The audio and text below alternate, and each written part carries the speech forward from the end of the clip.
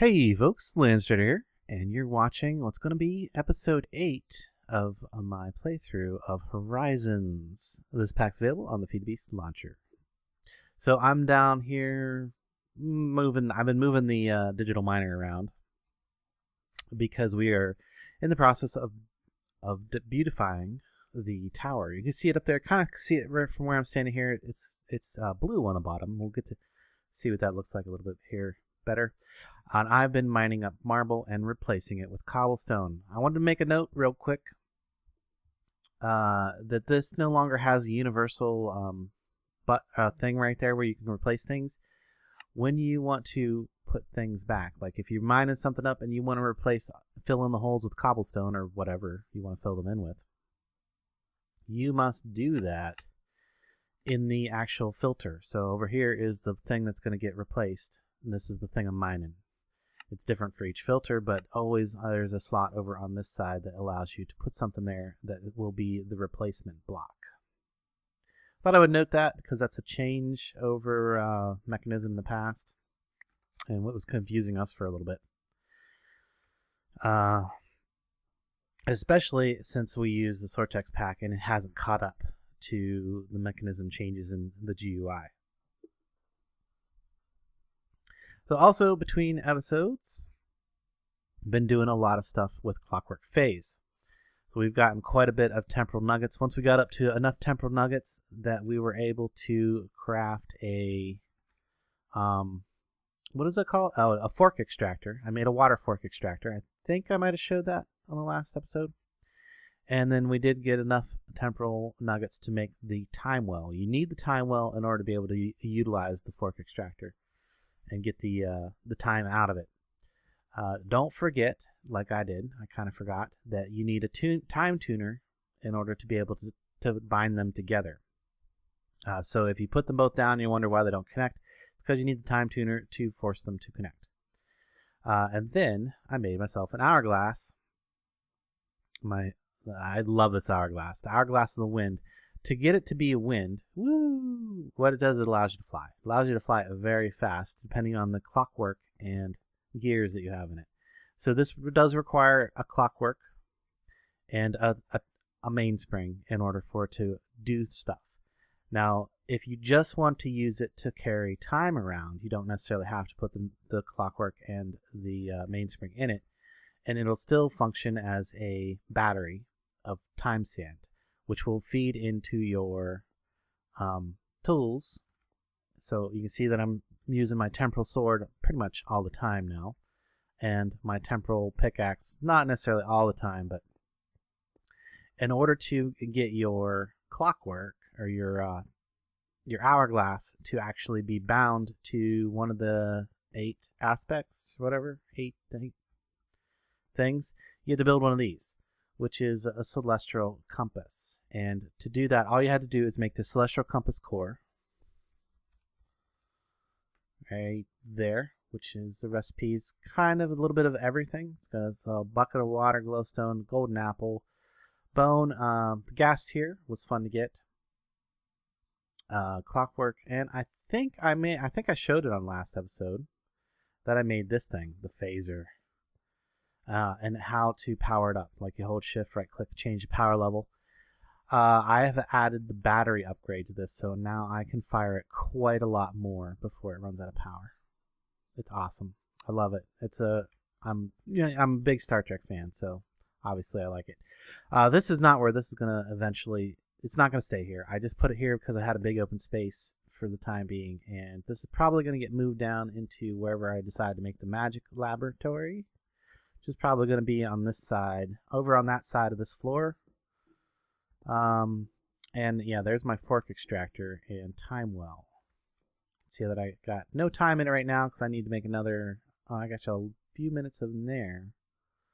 Oh, cause you have to have a certain amount of time in there before it'll send it over here.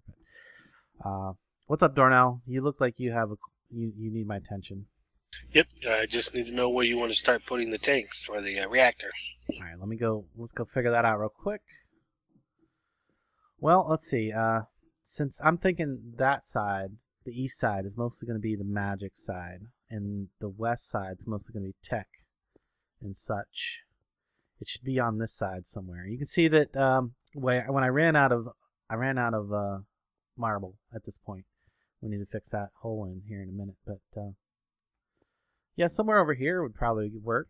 Toss me a stack of things and I'll put the base down for you, where I think we can have it. Because we want them to be close together, but not necessarily. We don't want them touching. So if we come out, we want a little bit of space around them. So if we started one right here, right, and they're 4x4, right? That's 4. No, it's not 4. That's 4. So there would be the base of 1. And we want to be able to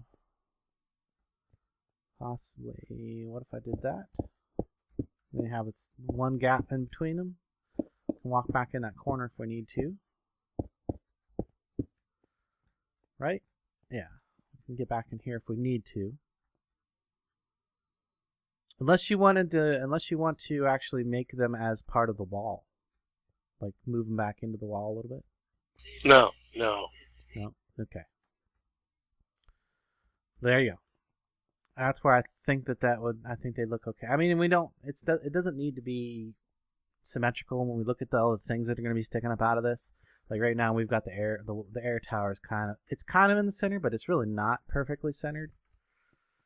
Because you can't get perfectly centered because we have even numbers. So, I mean, it's close to center though. So I don't think it's going to matter that those stick up over there on that side. May end up having other things sticking up out of the top of this. I mean, if you ever look at the top of a skyscraper or whatever, the antennas and things that stick up off of it are typically not uniform. Anyway, so excuse me, hiccups.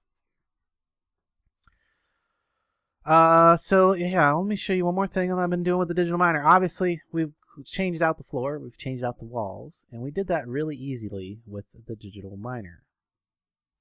So I want to pull some marble out of here because I need to convert it to the marble that we're going to be using because it's a pattern. It's this pattern. So I just do that real quick. There is a way to automate this, but it's really not too bad now that you can shift click in and out of these.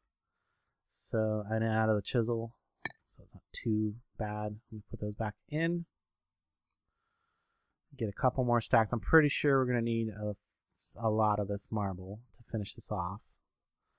Because if I come over, there we go, that. Give me some more here.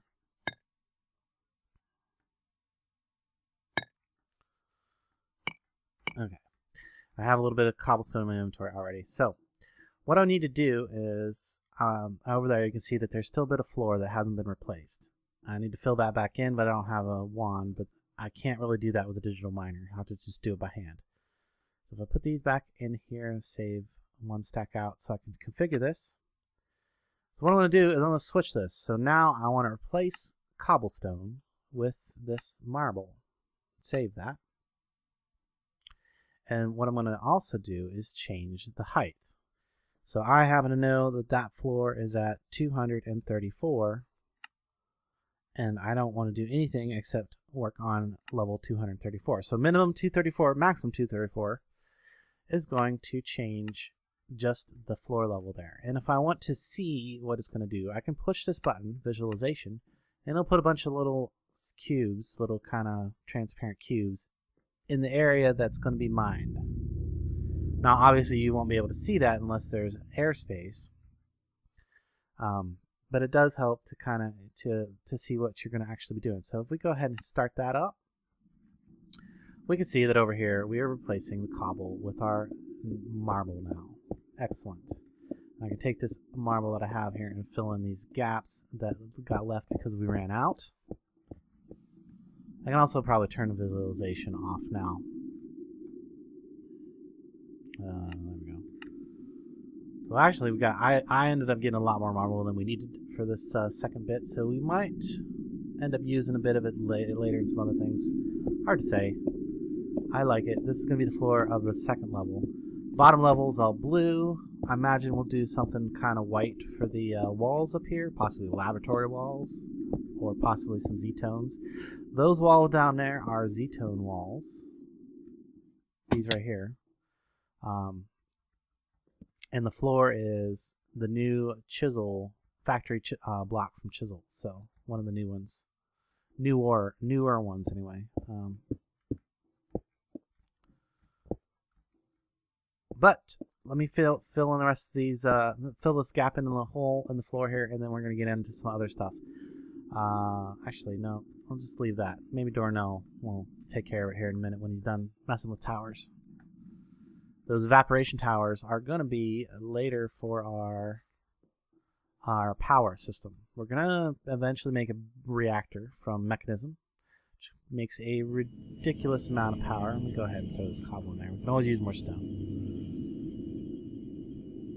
Ridiculous amount of power from mechanism. Clean my inventory up from all these mob drops. Can mostly go in here. Some of it not. There we go. And finally, chicken can get cooked. Look, I have a place over here for eggs and feathers. And junk armor. Eventually, I don't know if we're going to be able to do anything with chain or not, but some of these junk armors can actually be melted down using Flaxbeard steam power, even if they have damage on them. So we'll be able to use Flaxbeards to get some materials out of those damaged bits of armor without having to repair them. That'd be nice. So let's talk about this thing over here. This thing is awesome. We finally got it working. We've got a spawner. So what this does, this is a spawner from RF Tools. And I've finagled it around a little bit. We've found a way to kind of, I guess it's a little bit cheaty, but I think it's okay. Because it's still expensive as heck to use. So this thing requires power, but it also requires matter. So what I actually want is Enderman, right? So it's telling me that I need some kind of organic matter. It doesn't have to be leaves. The organic matter can be any organic matter. And then it needs bulk matter. The bulk matter has to be the block that it's showing. So it's showing us that we need endstone in order to spawn Enderman. That sucks because we haven't gone over to the end yet, and the end is it's hardcore Ender, and so that's gonna be nasty when we go over there. We got to figure that all out later. So we don't have that. And then it takes the key item, which is usually the item that the mob drops or whatever. So Ender Pearls, 0.1 of those. So for one Ender Pearl, I can spawn 10 Endermen. But I need bulk matter. That's the trick.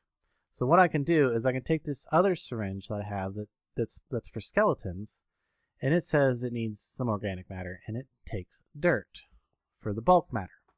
So what I can do is take and get 3 stacks of dirt out here, put them in my matter beamers,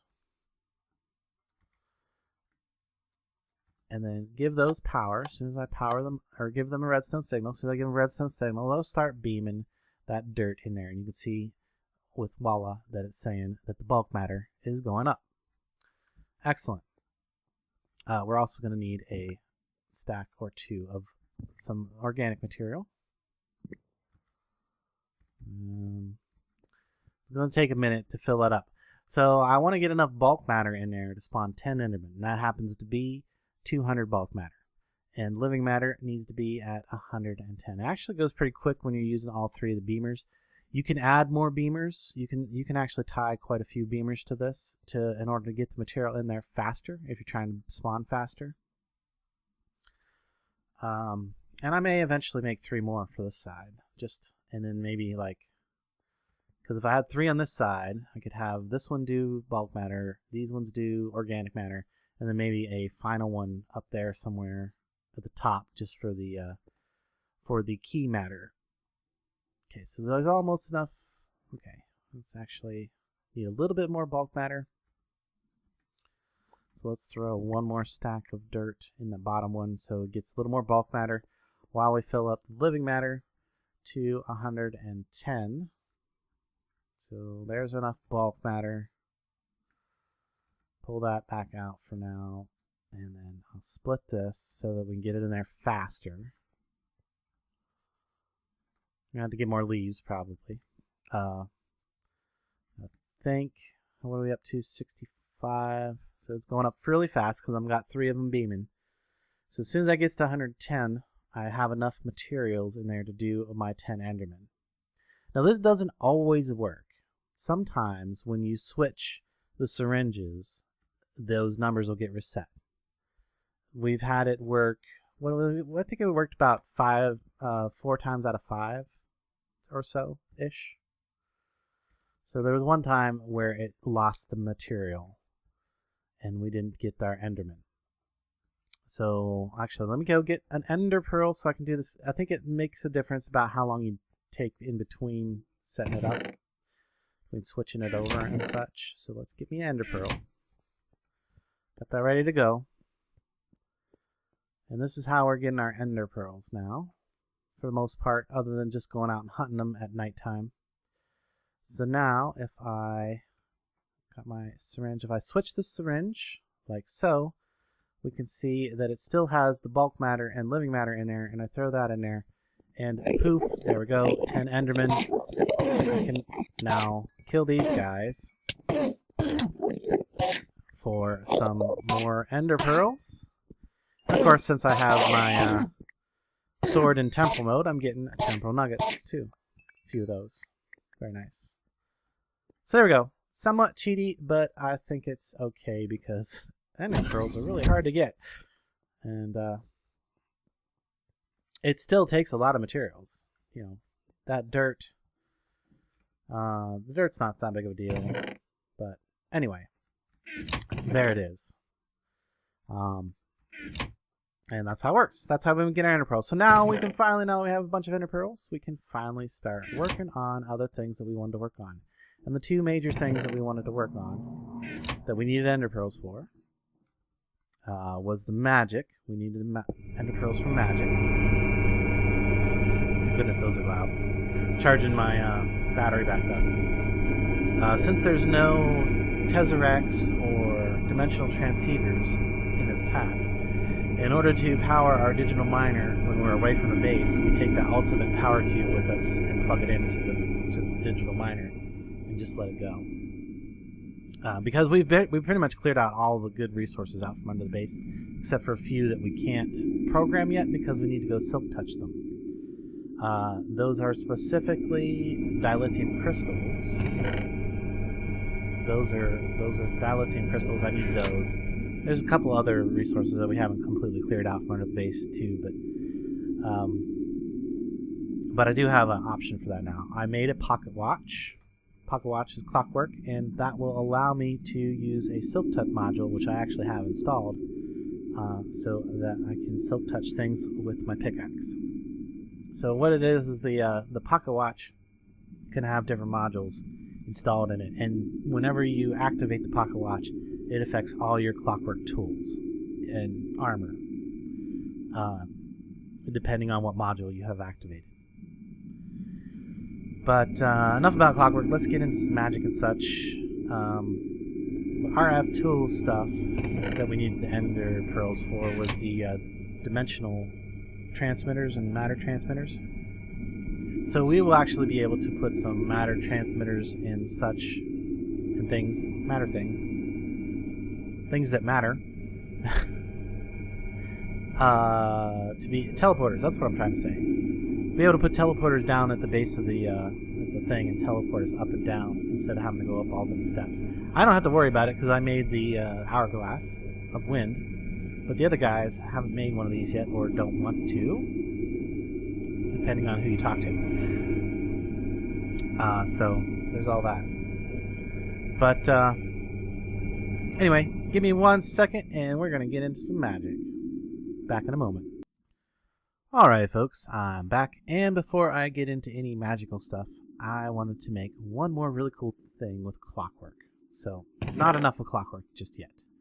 We've got a bunch of temporal ingots, which means that or temporal nuggets, which means I should have enough to make a multi-tool.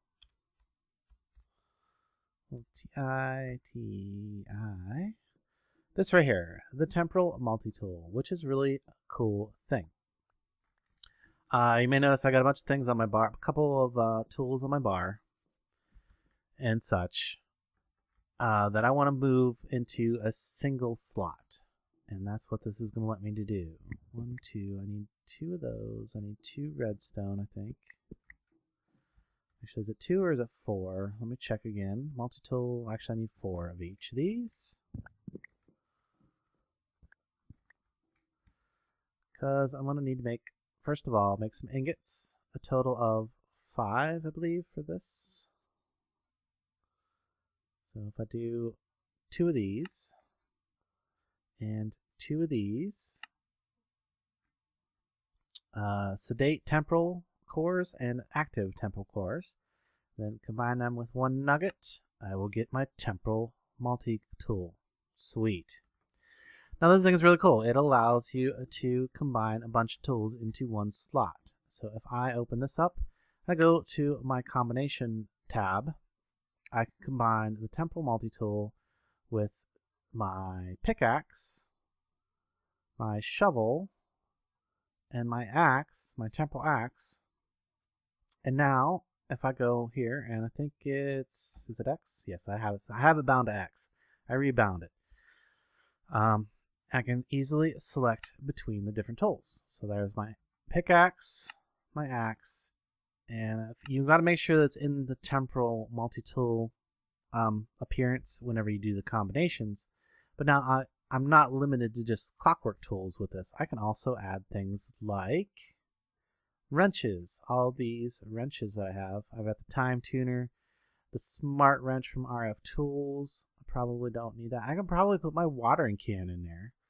My carpenter's hammer. Now there's something to note when you add a tool that has a durability that can break. You want to make sure that you don't allow it to break while you are using the temporal tool. So make sure you take it back out. And to take them out, all you got to do is take your multi-tool and click it on the disassembler, and you'll get all your tools back out of it.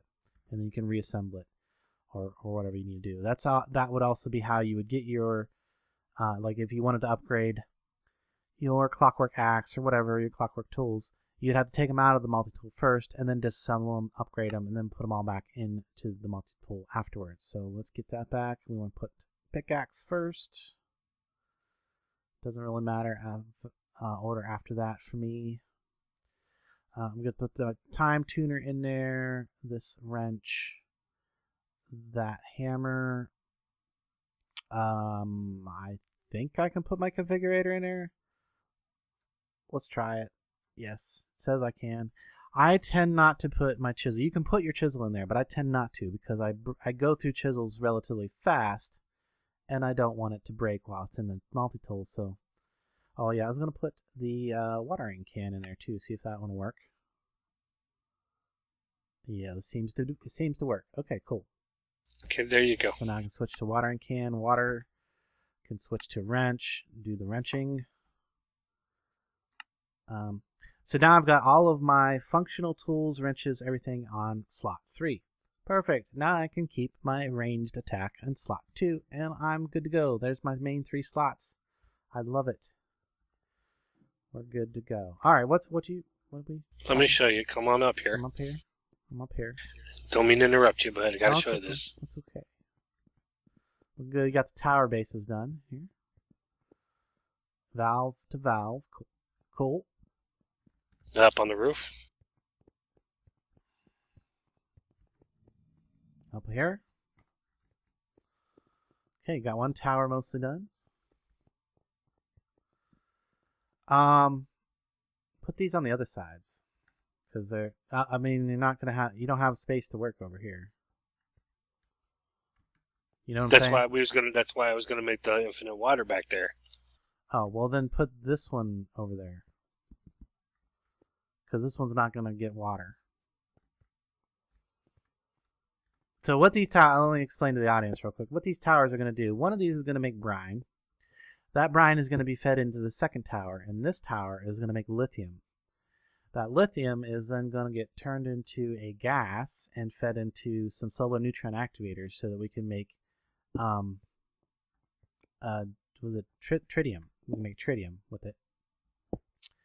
And then that is going to be half of our fuel for our reactor later on. So Just to kind of let you guys know what we're building these for. These are not for ore processing. We are not worried about ore processing, really, because the 3x is more than sufficient, I think. And I believe Dornell agrees. So I'm happy with it. 3x. Did you need me to go get some copper, or you run out of copper? Yeah, I'm gonna need some more copper, but I gotta step away for a few minutes. Just okay. Well, I'm not gonna worry about that then. Right a second. If you gotta go AFK for a second, and we will get into the magic then. Now that I got all that out of the way. So, ender pearls were what was holding us up on making magic stuff. The thing we needed to start with was called a matrix something. There it is, the matrix deconstructor, and I think I've got some parts for that over here. Some parts right here. I needed to make some things that required ender pearls, which we now have. So let's go ahead and get those crafted up.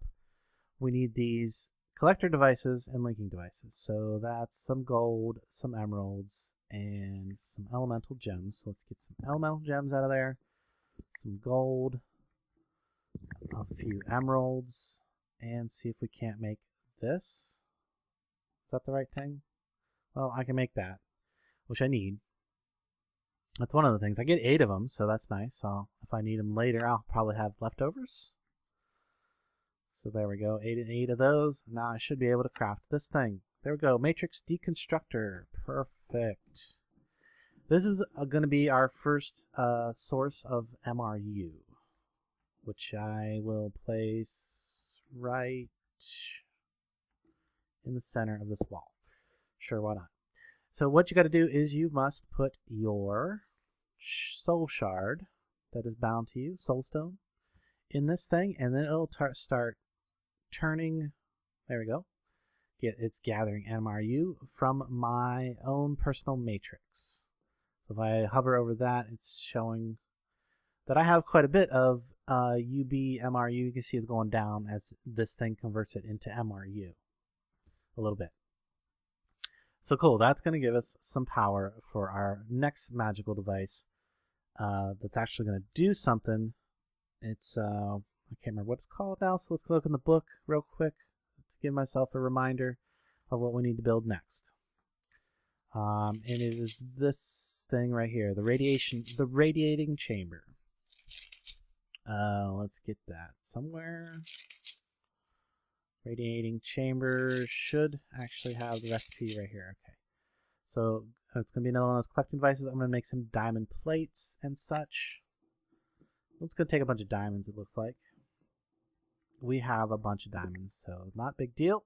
We have stacks, a few stacks. Not quite 2 stacks. With a radiating chamber.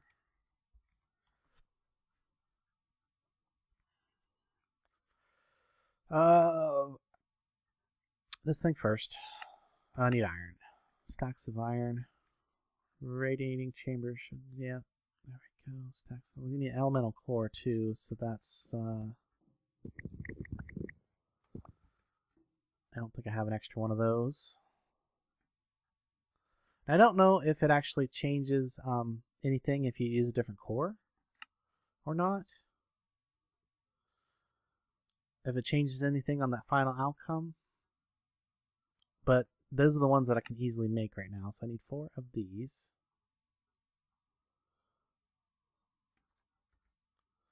And that should be everything I need to make this. Nope, I still need a heat core, which is iron and fire essence.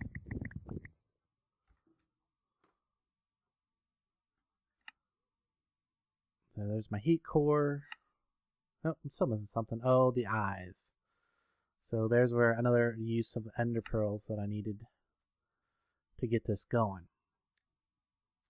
So I've used 6 ender pearls so far, and that will get me actually doing some things with this mod. So there we go. Radiating chamber. Really, the radiating chamber basically is something that allows you to make items that you use to craft other things within the mod. So let's, and it doesn't need to be like physically connected. There's no wires or anything like that. It just needs to be, I think, within 16 blocks of that thing. and it will receive some energy, some MRUs. It might require a little bit more stuff than that. It might require some connecting of things. Let's put it right there. That is a really cool looking block. That is a very cool looking block indeed. So it does need something up in there. No bound gem. So I need to bind a gem to it somehow.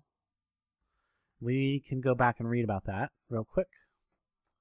We go back, go up. Bound gems. Every machine consists of MRU. Slot with a gray gem icon for a bound gem. Yeah, no robots, no anything. There's no golems, no cables. What we do is you right-click any device with a bound gem, it will remember its position and dimension. If you shift right-click the gem in your hand, it will lose all information. So maybe we need to make a bound gem. Let's check that out. Bound gem right there is just a elemental and a nether quartz. Oh, not too difficult. Let's get another quartz. We got some elemental. Right there, and there we go. Get our first bound gem.